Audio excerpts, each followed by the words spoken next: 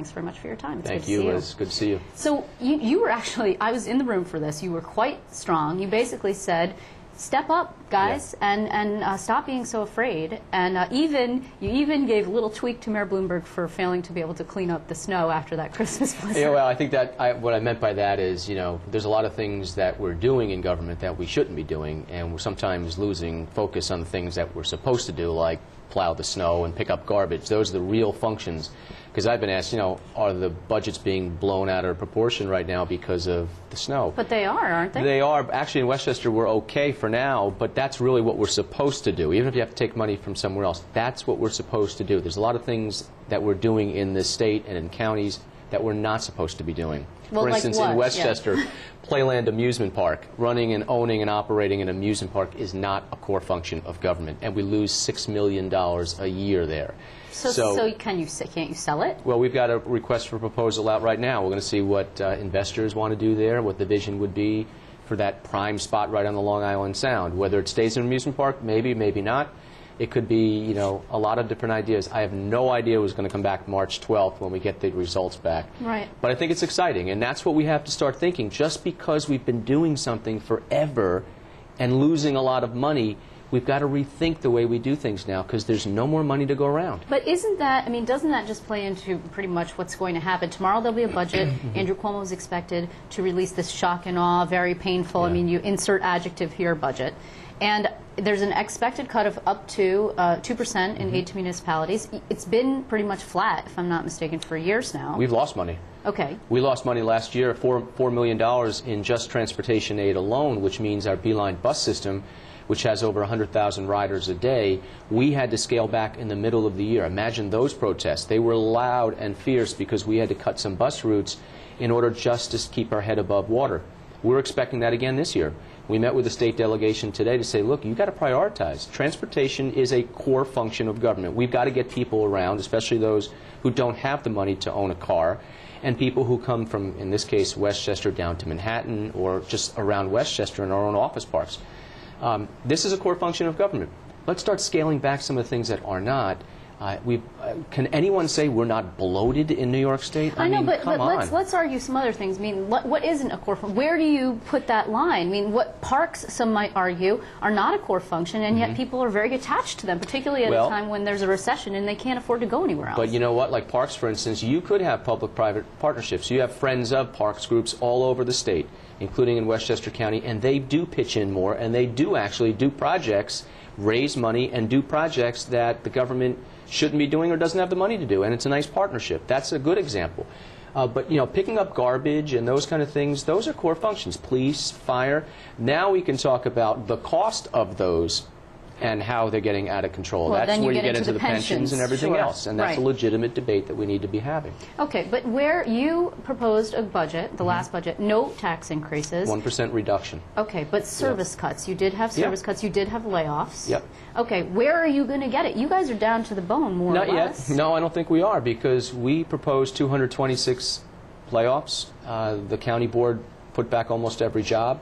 Our own commissioner said we're heavy in each department. We can do with less, and we're choosing not to, at least in this county government, which I think we've got to change that direction. But isn't that the rub? Isn't that the rub for Andrew Cuomo as it is for you? You can only do so much as an executive, even in the state budget, which is very powerful, in the state government, very powerful. If they blow the April 1 deadline, then as we saw David Patterson do, Andrew Cuomo could force them through executive orders to keep the government, choose between a shutdown and doing what he wants them to do. But you can only do so much because the legislature, there's branches too. Oh, absolutely, and co-equal branches of government. The charter, in Westchester gives powers to both, good checks and balances. But I sometimes wish I did have a little more power, like an executive in the governor's mansion, because we can. I think it's becoming more executive versus legislative fights as it is Republican and Democrat. Because what I have found is there's no legislator I've ever met that has the mentality of let's look ahead to 4 years. It's let's look ahead to next week and what could I do to spend money. Well, but you met with your delegation. Do you think your delegation is on board or not? We talked about the big stuff. Medicaid. They were saying let's go after the low-hanging fruit. No, we got to start climbing the tree and get to the big stuff. That's where, maybe it's the forbidden fruit, but Medicaid and pension costs, early intervention, these are areas that are multiple hundreds of millions of dollars to the taxpayers. Let's argue that, in fact, we're expecting a fairly significant reduction in Medicaid. We see today the governor talking about this automatic built-in increase. He wants to reduce that. That's a 13% built-in increase. Then he wants a 3% maybe cut someplace around there. Then there's a federal match on top of that. You are talking about now more than maybe somewhere in the neighborhood of $16 billion all told coming out of Medicaid. Very rough numbers we're talking about here. You take people off the rolls with federal approval, assuming you got it. You have a reduction of services, assuming you got an approval for that. Those people are people who need service. Where are they going to go? Is it everyone that needs those services?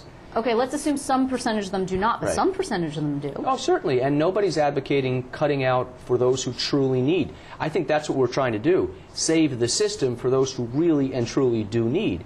You have right now where everything is covered. Why is it not that way in Texas or California, which has a greater population and far less expense than New York? I mean, you can make the case, should dentures be covered in Medicaid and those kind of things, where we opt into every part of Medicaid that is not mandated by the federal government. Okay, wait. If dentures are not covered, then how do you chew? I'm just saying. Soup is good. Oh, these are the hard choices we have to make. Why are they not covering dentures, let's say, in California?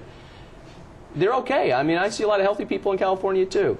But it all gets down to prioritizing, Liz. I mean, that's really what it is, because we could sit there and be on a treadmill forever, which is really what the state has done. Nobody wants to make a decision. The Assembly says, well, we'll do it, but the Senate won't go along. The Senate says, well, we'll do it, but the Assembly won't go along. And everyone gets the cover of darkness. Nobody makes a decision.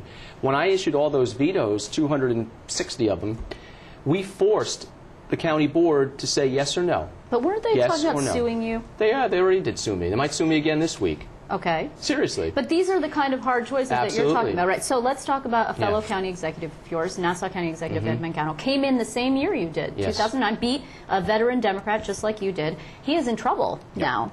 He has a state takeover of his county. It's getting there. I mean, do you think that this is a harbinger of what's to come all over the state and maybe even all over the nation? We're talking about states perhaps being allowed in very nascent stages to declare bankruptcy. Right. It's certainly a harbinger. I mean, we're living it right now. We are in the battles all over the place, in the trenches, on dealing with these issues. Everyone at 30,000 feet, and Andrew Cuomo dealt with this as well, everyone at 30,000 feet says, you got to cut, don't raise my taxes, all that stuff. Then when you get down to the ground level and you make a decision, all hell breaks loose. Don't cut me, I'm an investment, the don't cut one penny out of government brigade comes out. Multiple polls show that people don't want education cuts, they don't want Medicaid cuts, state workers, furloughs are okay, maybe freezing their wages, but they don't want mass layoffs of state workers. Well, those people are jobs that contribute to the economy. Yeah, yes and no, but they'll find jobs. It's not like once you lose a job, you can never get a job again. And it's just because the state or a public worker union provides a benefit in a job that, if you lose that, I've left jobs, I've been fired, I've left on my own, I've been laid off, I've gone through all this, and I've bounced back, just like I think most people would. Everyone has a skill, everyone has a God-given talent. So what happened in Nassau could have been avoided, you think? If I were Edmund Mangano, and I don't want to criticize him publicly for some of this stuff, because he was left a heaping mess by Tom Suozzi. Okay. He really and truly was. And the biggest thing that caused the problem is the no layoff clauses. I don't know how, first of all, I would challenge that, because I don't know how you can bind a successor for something like that. That's a tool that he and the legislature had that they're not allowed to use. So I would have welcomed NYFA to come in. I would have said, you know what, I can't do it with what was left for us and within the constraints. I can't do it by myself. Come in, work with me. We can renegotiate these contracts, and we can start fresh. To sue. I don't agree with that, but that's his choice, and I got to respect it. I don't agree with it. Okay, fair enough. You're going to be back in Albany soon, right? Next week. Okay, good. We will look for you then. I want to thank you very much, County Executive Rob Asterino, in the meantime, for joining us. Thank you. Do this all day.